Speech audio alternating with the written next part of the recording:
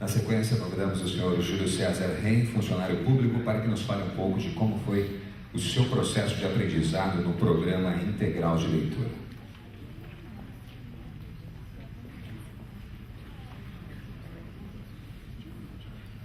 Boa noite a todos. Meu nome é Júlio, eu sou funcionário público federal. Conheci a Pilbra através do colega, foi indicado, depois eu tive um contato da empresa.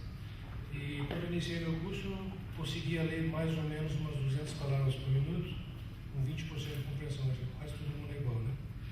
Quando eu terminei o curso semana passada, estava lendo acima de 3.000 palavras, com 100% de compreensão. Na minha vida prática, eu uso esse recurso adquirido para verificação de documentos. Eu tenho percebido que foi um grande investimento que eu fiz para que isso ocorresse, né? Dentro dos desafios enfrentados e superados, né, foi aquela periodicidade de leitura, 2 a 3 vezes por dia.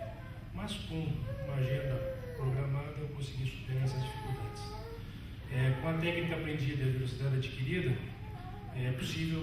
percebi que é possível ler mais rápido e melhor que muitas pessoas que não têm essa prática.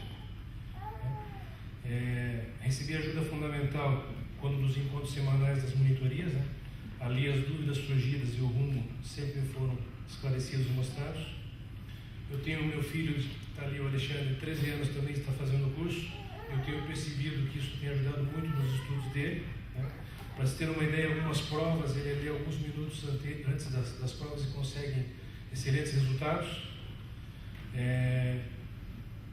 Vou adiantar para todo mundo aí a opinião pessoal. O pessoal, não sei se posso falar esse tipo de coisa, mas já que está escrito aqui e eles deixaram assim mesmo, né? Não é nenhum milagre você fazer uma leitura integral. Ninguém vai sair de um curso desse aí sabendo tudo.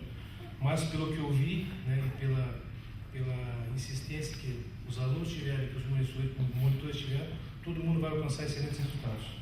E hoje, após ter concluído o curso, eu gostaria ainda de continuar aplicando essa técnica em minha vida profissional e na minha vida de lazer, lendo mais livros e me aperfeiçoando.